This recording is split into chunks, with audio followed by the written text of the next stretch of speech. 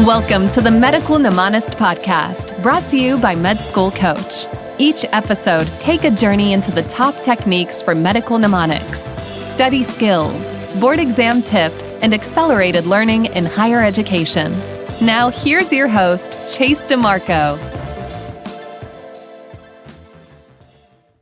Welcome back to the third episode of the MedEdge Method mini-series, and today we're going to cover preparation and studying, the actual techniques and tactics that you can use to be the most effective and efficient studier and student possible. In the first episode, we covered different techniques and suggestions for really picking the highest yield study resources. There are so many forums out there and so much misinformation, and we give you a few homework assignments to go into that a little deeper and really discover what your goals are and how you're going to achieve them. And that's not necessarily going to be based off of the recommendations of others. In the second episode, we covered actual study skills, many that we've covered before in this show many times or in our book, Read This Before Medical School, and also how to use play to increase learning. But today we're going to cover a lot of different tools that you can use during your actual study sessions. And this is kind of revisiting some topics we've covered in the past, but also some updates on different ways to think about them, different ways to implement them. And again, we'll have some homework assignments for you at the end so that you can actually practice these and make sure that you don't just passively listen to this podcast and don't necessarily get the most out of it, but are active in your own learning. So in the past two episodes, we've kind of gone over this framework, three-part framework for how to approach these different tools and techniques, and that's to really look inside and figure out what your actual desires are. What is it you're going for? Why do you want to do that too? The more clear you are about these ultimate desires and your future work-life balance, the better it's going to be. And then setting goals for attaining these, and then actually writing out a plan of how to achieve those goals. So here are some tools that you can utilize to help with that, especially when it comes to planning the actual studying tactics that you're going to implement during your sessions. And the first one to really focus on, which is often overlooked, is just ergonomic design. How is your environment set up? How is your desk, your chair, your computer, your keyboard, whatever you're utilizing? How is it set up? Is it comfortable? Is it something that is going to allow you to sit for long periods of time without getting muscle strain and aches and just being uncomfortable? Not only is that bad for your body in general, but it's going to decrease the amount of time that you can actually spend studying because you'll be too distracted by that pain, that ache, that awkward position. So we cover a lot more of this in the book, Read This Before Medical School. I know I keep saying that, but it's just a lot of information in there with several hundred citations. So you can download the PDF off of Amazon or your bookstore of choice for relatively cheap and see all those citations and get a deeper understanding of them. But do be comfortable, and just because something is labeled ergonomic on a website or in a store does not necessarily mean that it's following ergonomic principles. So just be aware of that. And of course, when we're talking about environmental design for studying, we do want to limit distractions as much as possible. This is something that can be done in multiple ways depending on the technology around you and what you're using for studying. Of course, it's easy to turn off our phone or turn the notifications on our computer off or something along those lines. Putting on headphones as well, blocking out noise, blocking out visual distractions as well. If you're looking outside your window into a busy intersection, that could be quite distracting. So limiting the other sensational experiences, the other senses, will help you focus more on one particular thing at a time. But we can also go the opposite of this. So in general, you're going to want to make things comfortable for the day-to-day when you're studying every day for class or something along those lines. But it might actually be good once in a while to do the opposite, to get out of your comfort zone, to make things more complicated, more distractions, add that social stress, that environmental stress, because if you study in a more stressful environment, just once in a while, not as a consistent thing, then during a stressful event such as a large test, you will have maybe some more coping mechanisms for that, and the process will be a little smoother. So where that balance is between extremely focused studying and distracted, difficult studying is really going to be up to you.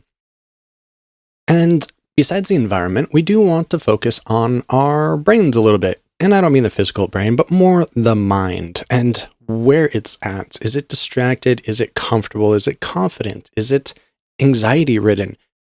So knowing your mindset, and this goes into stress mindset, the growth mindset, many different types of mindsets, but basically you want to make sure that you are in a healthy mindset in the aspect that you're not under too much stress, you are aware that you're going to make mistakes, and you're accepting that that's going to happen and that you can improve on that. That's part of the growth mindset that we've covered in the past too. You can definitely take some deep breaths when you feel anxious before studying maybe, or meditate.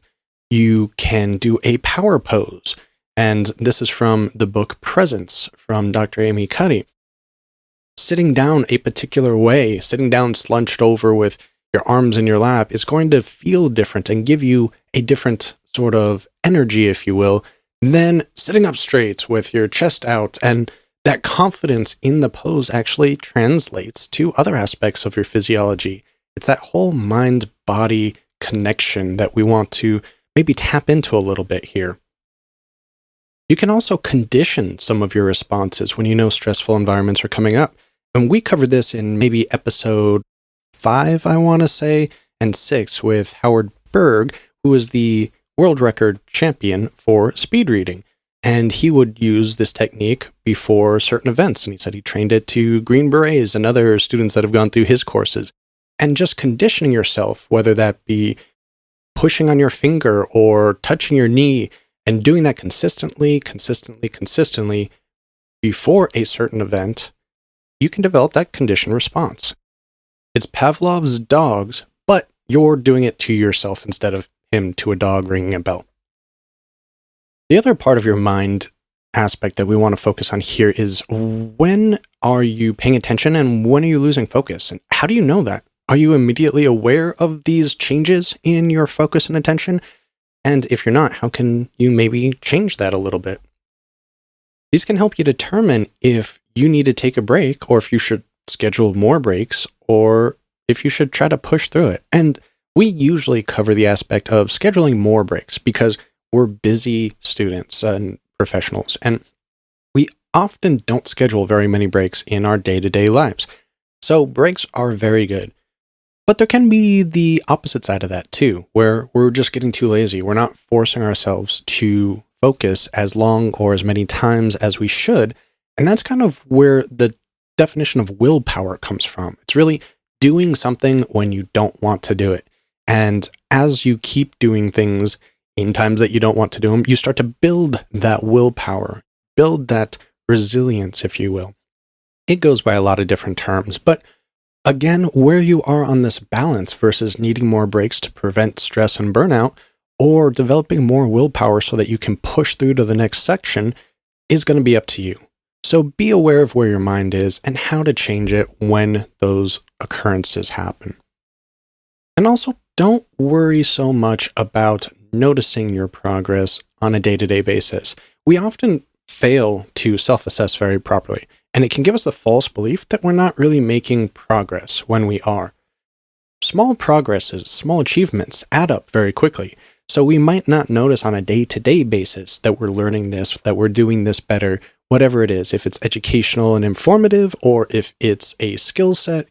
But these small improvements over time, we will notice after a month, or maybe 2 weeks, maybe a week, maybe even a few days.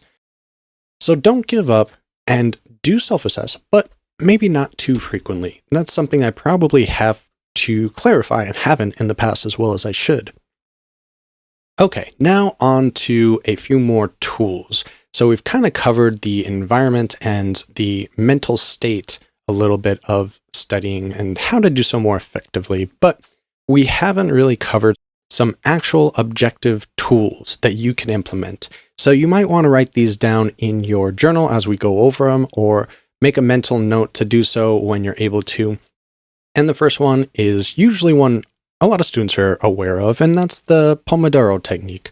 And we use a modified Pomodoro, and that's because the traditional one is for 20 minutes per study session, and then a 5-minute break. And that's just too quick of an amount of time for most students.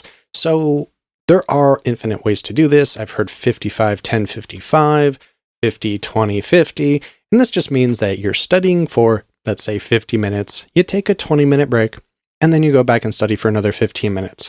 At the end of the 2 hours, though, no matter how you break up your study sessions and your mid-study break, you are going to want to take an extended break at that point, generally speaking. 2 hours of really focused, hard studying is going to be mentally draining. And if you just keep going, it's like running a marathon when you haven't gotten off the couch for a week. So you can definitely add to this later on as you develop more endurance and develop more willpower, but don't start off killing yourself.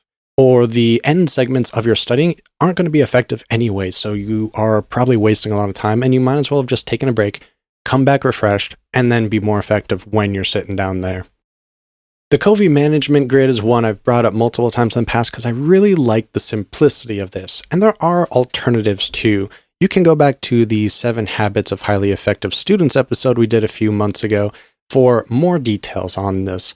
But simply put, it's a 4-square quadrant, and you have immediate and not immediate on one quadrant or one side, let's say the rows, and then the columns can be important and not important. And then you put your daily tasks, weekly tasks, whatever it might be, into these quadrants. So you know what to focus on and which ones to really ignore, completely get rid of. The ones that are not important and not immediate, you can get rid of. The ones that are important and immediate, you probably should have done sooner. So you probably procrastinated these a little bit. And there are different ways to split this up. There's the ABCDE method, which we also covered in that episode. So go check that for more details. We're just listing out some of the tools you can use here with a brief synopsis, but definitely have more resources out there to get a good sense of how to implement these in different ways. We also have the PDSA, or Plan, Do, Study, Act, and this is commonly used in business, as is the ABCs method, which we'll cover in a second. But as it describes, Plan, Do, Study, Act, you need to make a plan, you need to do it, you need to study or see what needs to be changed, and then you need to act on that or assess it. It's kind of a circular thing. It's not necessarily always in the same order, but it's this cycle of constant improvement. You do something, you assess it, you improve on it, you do it that way, assess it, improve it, and continuously do so. There is no such thing as perfection, so all we can do is keep making small improvements. The ABCs that I just mentioned earlier is for activity-based costing when discussing business sense, but we can implement this in our medical studies too. Activity-based costing. So what activity is giving us the most reward? What is the ROI, so to speak, of our studying? Are we spending a lot of time on this task and not getting much from it? And a little bit of time over there and getting a lot more from it? Or is this task really easy and we like doing it, but that hard task is going to be much more effective in the long run? So assess the tasks that you're doing right now, whether that be listening to podcasts, watching videos, taking practice quizzes, writing notes, highlighting notes, reading textbooks. How much time are you spending on each of these? And how effective is it for learning? A lot of these are pretty passive. They're great for an initial review of materials, but they're not going to help your long-term retention. So do implement more of the active learning styles that we discuss more often than I care to admit. There's really just one more that I want to cover again here, which is the Wish Obstacle Outcome Plan mnemonic or acronym. And this goes by several other different names as well. But basically, this is another way of thinking about goals, or your SMART goals, for instance, which we've covered many times too. So I don't want to go into great detail about those. But it's, what is your wish? What are the outcomes that you want to see from that wish? What are the obstacles that can prevent that outcome from occurring? And then what are your plans now that when that obstacle arises, as some of them inevitably will, that you can counteract it to still reach your outcome desire? So using this framework can be implemented in infinite different ways.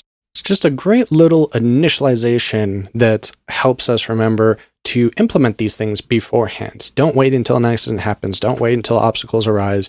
Planning ahead, thinking ahead can prevent a lot of stress and wasted time and delays in your studying or activities that you're trying to learn. So these tools are some of my favorites from both education and business realms that we can implement in our day-to-day lives, or at least weekly. So do practice these. I hope you've written them down.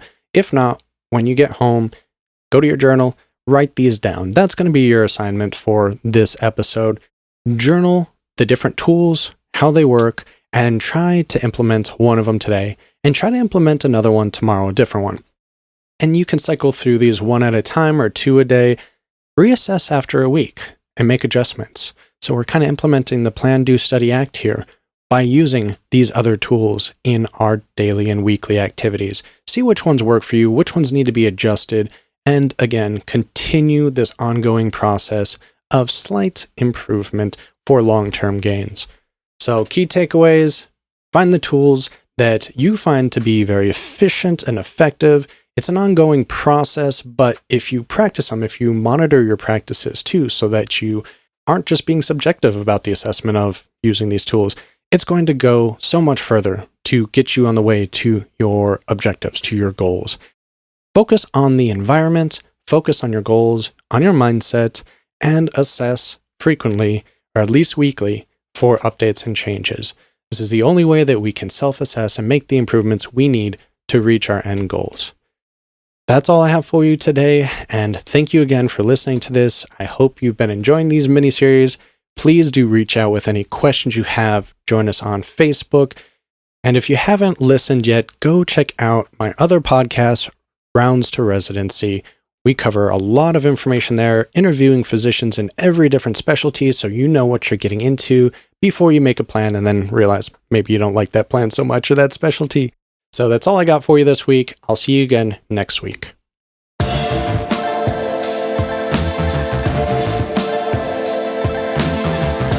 The Medical Mnemonist podcast is powered by Med School Coach. To access Med School Coach services, including USMLE tutoring and residency admissions advising, visit our website at medschoolcoach.com. Good luck as you prepare for your board exams, and we hope you tune in again next time.